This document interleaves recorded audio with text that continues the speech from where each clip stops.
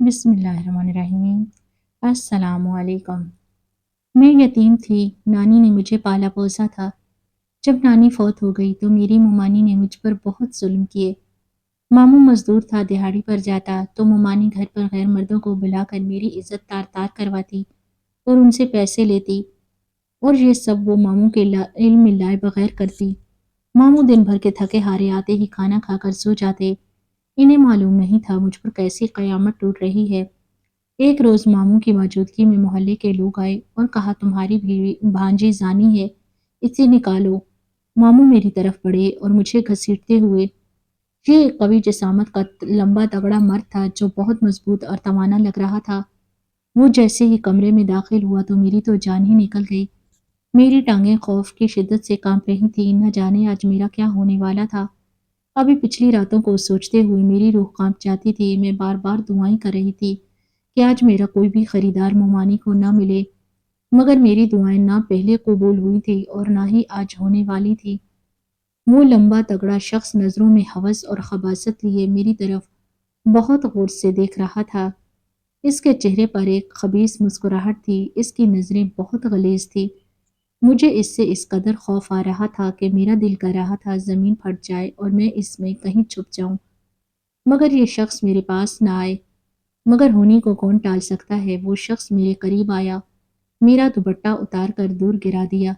मैं चीख रही थी, रो रही थी, तकलीफ की शिद्दत से बिल्कुल नीम जान होती जा रही थी, मगर इसे मुझ पर तरस नहीं आ रहा था। वो हर रोज वाली कहानी एक बार फिर से दोहराई जा रही थी और मेरी रूह को जख्मी किया जा रहा था। वो शख्स काफी देर बाद पीछे हट गया तो मेरे जिस्म के साथ साथ मेरी रूह पर भी गहरे घाव लग चुके थे। मैं रोते हुए अल्लाह ताला के हुजूर दुआ करती थी, मेरी आजमाइश जल्द ख़त्म कर ले, या फिर इससे अच्छा है मुझे अपने पास बुला ले। जाने मैंने ज़िंदगी में ऐसा कौन सा गुनाह कर दिया था कि मेरे मुकद्दर में ऐसी सज़ा लिख दी गई थी। मेरे पेट और कमर में बेहद दर्द हो रहा था और प्यास की शिद्दत से गला सूख कर कांटा हो गया था, मगर मुझे किसी ने पानी का भी नहीं पूछा। इस शख्स को कमरे से निकल कर गए हुए तकरीबन 6 घंटे हो चुके थे और मैं इसी हालत में बेड पर पड़ी हुई थी, मगर किसी ने भी इतनी जहमत गवारा नहीं की थी कि वो मेरे कमरे में आकर एक बार देख लेता कि मैं जिंदा हूँ या मर गई हूँ। यहाँ तक कि मामी ने भी नहीं, जिसने इस शख्स से लाखों रुपए बटोरे थे। इसे ये देखने की तौफीक नहीं हुई थी कि मेरा क्या हाल है, मैं कैसी हूँ। मैंने इस आदमी की दी हुई अजियत को अपने जिस्म पर कैसे बर्दाश्त किया। काश मेरी माँ जिंदा होती तो मुझे ये दिन न देखने पड़ते। कभी कभी मैं अल्लाह ताला से शिकवा किया करती थी कि क्यों मेरे बाबा और माँ दोनों को अपने पास बुला लिया। इनमें से किसी एक को तो कम से कम मेरे लिए छोड़ दिया होता। इनकी मौत के बाद तो जिंदगी जैसे मेरे लिए जहन्नम से भी बदतर हो चुकी थी। ये सिर्फ आजकल की बात न थी, हर रोज इसी तरह से मेरी रूह की धज्जियां उड़ाई जाती थी। ये सब करने वाला कोई और नहीं बल्कि मेरे अपने ही थे, जिन्होंने मेरा साथ दिया था। मामू जी तो जैसे मुझे अपनी ज़िंदगी में शामिल करके ने के बाद ही भुला बैठे थे। उन्होंने ये बात याद ही नहीं रखी थी कि उन्होंने अपनी बहन की निशानी को अपने घर में पनाह दे रखी है। इसका हाल अहवाल ही पूछ लें, इसकी पढ़ाई के बारे में कुछ पूछ लूँ या कम से कम यही पूछ लूँ कि इसे किसी चीज़ की ज़रूरत तो नहीं। मामू जी तो जैसे अपने घर में रखने के बाद अपने फ़र्ज से आज़ाद हो गए थे। इससे अच्छा तो यही होता कि वो मुझे किसी यतीम खाने में छोड़ आते या किसी फ़कीर को दे देते। कम से कम मेरी इज़्ज़त तो महफूज रहती। जो मेरे साथ आज हुआ था वो एक दिन की कहानी तो नहीं थी कि मैं बर्दाश्त करती और बाद में इस किस्से को भुला देती। हर रोज़ मेरे साथ यही सलूक किया जाता था, इसी तरह मेरी रूह को तार तार किया जाता। हर रोज़ एक नया गाहक मेरा खरीदार बन के आता। मेरी खूबसूरती मेरे लिए जैसे कोई सज़ा बन चुकी थी। हर रोज़ अपने ही घर में किसी नए मर्द के बिस्तर की जीनत बना करती थी, और ये बात मुझे कितनी अजियत पहुंचाती थी इसका अंदाज़ा हमारे घर में मौजूद अफराद में से किसी को भी नहीं था। एक ही घर में रहते हुए भी कोई मेरे दर्द से वाकिफ नहीं था। मैं जितना इन बातों को सोच रही थी इतनी मुझे तकलीफ हो रही थी। مجھے آج بھی پہلی رات کا منظر یاد ہے جب میں نے پہلی بار کسی مرد کے ہاتھوں اپنی عزت کمائی تھی۔ اس رات میں میٹھی نیند میں مکمل طور پر گم تھی۔ تب تک میرے لیے دنیا بہت حسین تھی، میں بہت صبر شکر کرنے والی تھی۔ میں نے بہت ساری چیزوں پر صبر و شکر سے کام لیا تھا، اس لیے مجھے خوش ہونے کے لیے کسی بھی بڑی وجہ کی ضرورت نہیں ہوتی تھی۔ میں چھوٹی چھوٹی باتوں پر خوش ہو جایا کرتی تھی۔ میں میٹھی نیند میں سو رہی تھی جب مجھے کسی کا ہاتھ اپنے جسم پر محسوس ہوا۔ میں گھبرا کر اٹھ گئی، کمرے میں بالکل اندھیرا چھایا ہوا تھا، لیکن اس کے باوجود میں کسی وجود کو اپنے بہت قریب محسوس کر سکتی تھی۔ میرے حلق سے چیخ نکلی، ڈر کے مارے جو اس کے ساتھ چھوڑ رہے تھے، حواس میرے ساتھ چھوڑ رہے تھے۔ میں اس قدر ڈری تھی کہ میں زور سے چیخ بھی نہ پائی تھی۔ اس سے پہلے کہ کچھ سمجھ میں آتا، کسی نے میرا منہ دبا کر مجھے بیڈ پر سیدھا کر دیا تھا اور اس کے بعد مجھ پر حاوی ہوتا گیا تھا۔ میں نے اپنا بچاؤ کرنے کی ہر ممکن کوشش کی تھی، مگر جس طرح سے میری چیخیں میرے حلق میں گھونٹ دی گئی تھی، اسی طرح میری ہر حفاظتی تدابیر کو بھی ناکام بنا دیا گیا تھا۔ اس رات میں نے اپنی عزت ہی نہیں گنوائی تھی، بلکہ اپنا اعتماد بھی گنوا دیا تھا۔ میرے پاس میری عزت کے علاوہ کچھ بھی نہیں تھا، اور اب میری آبرو ہی لٹ چکی تھی تو میرا اس دنیا میں جینے کا کوئی مقصد ہی نہیں تھا۔ میں پوری رات وہیں بیڈ پر تکلیف سے تڑپتی رہی۔ صبح ہوئی تو میری آنسوں پوچھنے والا کوئی نہیں تھا۔ میں جانتی تھی کہ اگر میں باہر نکل کر کسی کو اس سب کے بارے میں بتاؤں گی تو سب ہی مجھے مردے الزام ٹھہرائیں گے، اور ماما جی کا رد عمل نہ جانے کیا ہوگا۔ یہی سب باتیں تھیں جو مجھے اپنی زبان پر تالا ڈالنے پر مجبور کر رہی تھی۔ میں نہیں جانتی تھی میرے کمرے میں کون آیا تھا، کس کی اتنی ہمت ہوئی تھی کہ وہ میرے گھر میں میرے ہی کمرے میں آ کر میری عزت پر ہاتھ ڈال گیا تھا۔ میرے لیے وہ بہت تکلیف دہ وقت تھا، مجھے اس وقت اکیلے ہی کاٹنا تھا۔ میں جانتی تھی میرے لیے کوئی بھی مہربان نہیں ہوگا، مجھے خود اپنے بازوؤں پر سر رکھ کر اپنے آنسو پہنچنے ہوں گے، اور میں نے پہنچ لیے تھے۔ اب ہر رات مجھے اپنے کمرے میں سونے سے ڈر لگا کرتا تھا۔ ایسا لگتا تھا کہ میری آنکھ لگے گی اور وہ حیوانی وجود آ کر میری آبرو کی چادر میرے سر سے اتار لے گا۔ میں ایک بار لٹ چکی تھی، مگر بار بار نہیں لٹنا چاہتی تھی۔ جیسے ہی رات ہوتی، خوف اور ہراس میرے ہر احساس پر حاوی ہو جایا کرتا تھا، اور بوکھلائی بوکھلائی سے پھرتی تھی۔ پورا دن میں یہی دعا کرتی رہتی کہ یا خدا آج کی رات آئے ہی نہ، اس دن کو ہمیشہ کے لیے یہیں پر روک دے۔ مگر وہ رات آتی تھی اور مجھ پر قیامت کی طرح بیت کر چلی جاتی تھی۔ 3 دن بعد مجھے پھر اپنے گرد کسی وجود کی موجودگی کا احساس ہوا، اور میں باہر بھاگنے کی کوشش کرنے لگی تھی۔ اس بار میرے حلق سے بہت زور زور سے آوازیں نکل رہی تھی۔ وہ جتنا روک رہا تھا میں اتنا ہی چیخ رہی تھی، تاکہ کسی کو میری چیخوں کی آواز سنائی دے اور مجھے بچا لے۔ مگر حیرت انگیز طور پر کسی نے بھی مجھے نہیں بچایا تھا۔ وہ ممانی جن کی نیند حد سے زیادہ کچی تھی، انہیں بھی میری چیخیں، میری تکلیف یا میرا درد نہیں سنائی دیا تھا۔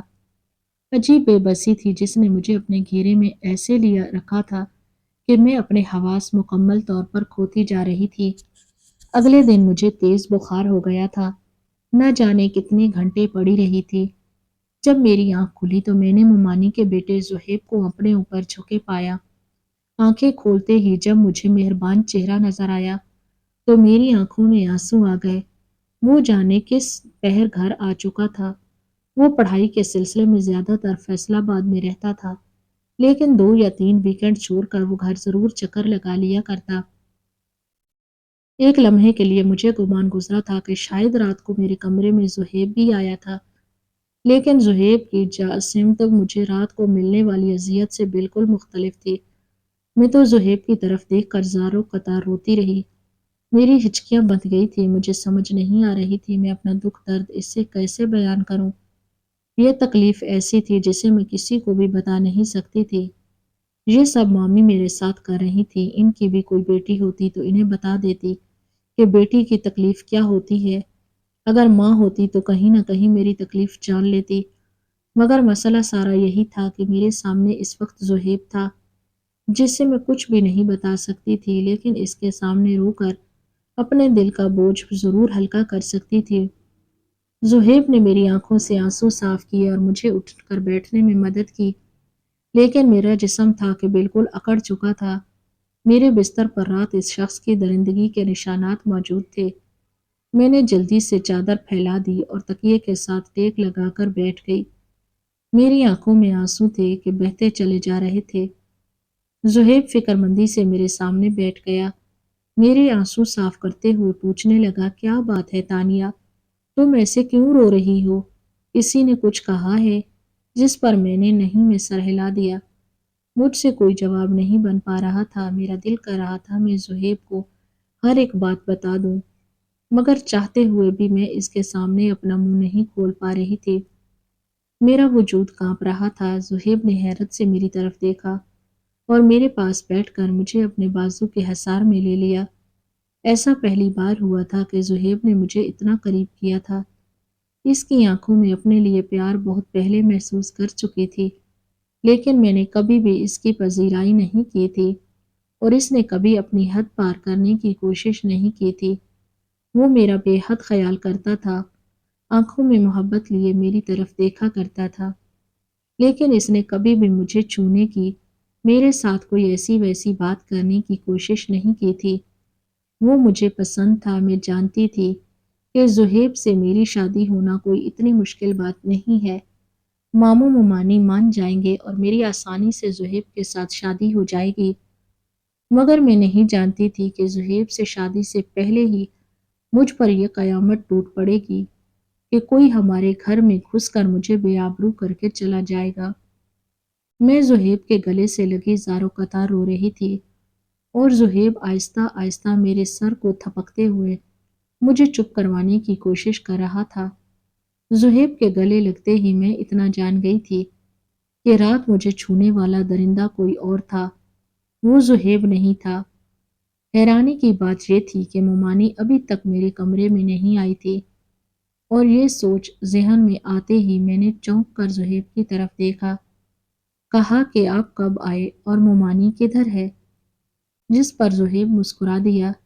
اسے اپنے اس قدر قریب ہو کر مسکراتے دیکھ کر بھی میرے دل میں کوئی شور پیدا نہیں ہوا تھا۔ میں بھی زہیب سے محبت کرتی تھی، مگر اب میں زہیب کے قابل نہیں رہی تھی۔ زہیب نے بہت نرم مسکراہٹ سے میری طرف دیکھا اور کہا، کچھ جلدی خیال نہیں آ گیا؟ ابھی کچھ اور دیر رو لیتی، میں بھی ساری تھکاوٹ اترنے کے بعد کچھ سکون محسوس کر لیتا۔ اس کی بات میں ہی اس کی محبت کا احوال تھا۔ میں اچھے طریقے سے سمجھ رہی تھی، لیکن میں اسے دھوکہ نہیں دے سکتی تھی۔ مجھے اس سے ہر حالت میں دور ہونا تھا، اس لیے میں اس سے آہستگی سے علیحدہ ہوئی۔ اس نے میرے آنسو صاف کیے اور مجھے اپنا خیال رکھنے کا کہتا ہوا اٹھ کر چلا گیا، لیکن اس نے مجھے باہر آنے سے سختی سے منع کیا تھا۔ اس نے کہا تھا کہ وہ خود ہی میرا ناشتہ یہاں پر پہنچا دے گا۔ کچھ دیر بعد مومانی میرے کمرے میں آئی تھی۔ میری حالت دیکھ کر انہوں نے جیسے نظر چرائی تھی اور نظر انداز کیا تھا، صبح سے تم روم سے نہیں نکلی تو میں تمہیں دیکھنے چلی آئی۔ جس پر میں نے ایک بار پھر سے رونے لگی، مگر مومانی نے میرے رونے پر دھیان کی بجائے کہا کہ اٹھ کر منہ ہاتھ دھو لو، میں تمہارے لیے ناشتہ لے کر آتی ہوں اور تمہیں میڈیسن بھی دے دیتی ہوں۔ زہیب بتا رہا تھا کہ تمہیں بخار ہے۔ مجھے تو اس لڑکے کے آنے کا پتہ بھی نہیں چلا کب آیا، ورنہ میں صبح جلدی اٹھ کر اس کے لیے کچھ اچھا بنا لیتی۔ مومانی یہ کہہ کر کمرے سے باہر نکل گئی اور میں نے خدا کا شکر ادا کیا کہ مومانی کو اس بارے میں کچھ پتہ نہیں چلا۔ یہ بات صرف مجھ تک رہتی تو ہی اچھا تھا۔ میں نے گرتے پڑتے بیڈ شیٹ اٹھائی اور واش روم میں چلی گئی۔ دھونے کے بعد میں نے خود بھی آ کر کپڑے بدلے اور کمرے سے باہر نکل گئی۔ چھت پر جا کر پھیلا دی، مومانی کچن میں تھی اور میں مومانی کے پاس چلی گئی۔ مومانی مجھ سے کہنے لگی، تمہیں باہر آنے کی ضرورت نہیں تھی، میں تمہیں ناشتہ کمرے میں دے دیتی۔ جس پر میں نے کہا، نہیں، مجھے ناشتہ نہیں کرنا، صرف چائے پیوں گی اور ساتھ ہی کوئی ٹیبلٹ وغیرہ کھاؤں گی۔ پھر زہیب آ گیا تھا، وہ میری طرف دیکھ کر مسکرا رہا تھا۔ اس نے پہلے ایسا کبھی بھی نہیں کیا تھا، مگر اب اس کی مسکراہٹ مجھے عجیب کہانی سنا رہی تھی۔ اس وقت مجھے محسوس ہو رہا تھا جیسے شاید رات کو زہیب ہی میرے کمرے میں آیا تھا۔ کبھی شک کرتی کہ زہیب نے میری عزت لوٹ لی اور کبھی اس خیال کو رد کر دیتی۔ البتہ اس کے گلے لگ کر جو میری محسوسات تھی وہ الگ تھی۔ اس بات کا مجھے پختہ یقین ہو گیا تھا کہ زہیب نے میرے ساتھ ایسا ہرگز نہیں کیا۔ زہیب 3 دن بعد چلا گیا تھا مگر جانے سے پہلے وہ میرے کمرے میں آیا تھا۔ میں ظہر کی نماز ادا کرنے کے بعد گمسم سی بیٹھی ہوئی تھی۔ وہ میرے ساتھ ہی نیچے فرش پر بیٹھ گیا تو میں نے جلدی سے اٹھنے کی کوشش کی مگر اس نے میرا ہاتھ پکڑ کر مجھے بٹھا لیا۔ اس بار مجھے حیرت کے جھٹکے پر جھٹکے دے رہا تھا۔ مجھے سمجھ نہیں آ رہا تھا کہ اس کی اس قدر التفات کا مطلب کیا ہے۔ اس کے برابر میں بیٹھ گئی جب اس نے میرے چہرے کو بہت نرمی سے چھوا تھا۔ کہنے لگا، تانیہ تم اپنا بہت خیال رکھا کرو۔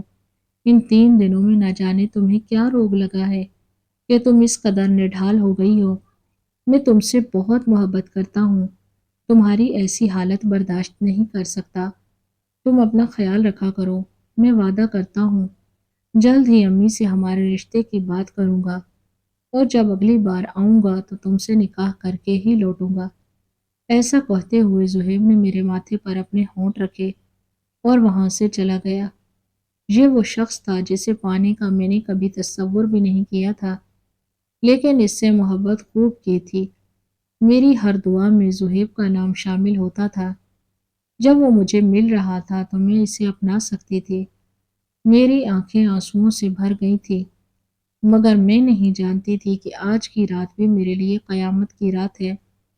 آج کی رات پھر سے کوئی شخص میرے کمرے میں داخل ہوا تھا اور میری ساتھ زبردستی کرنے کے بعد چلا گیا تھا۔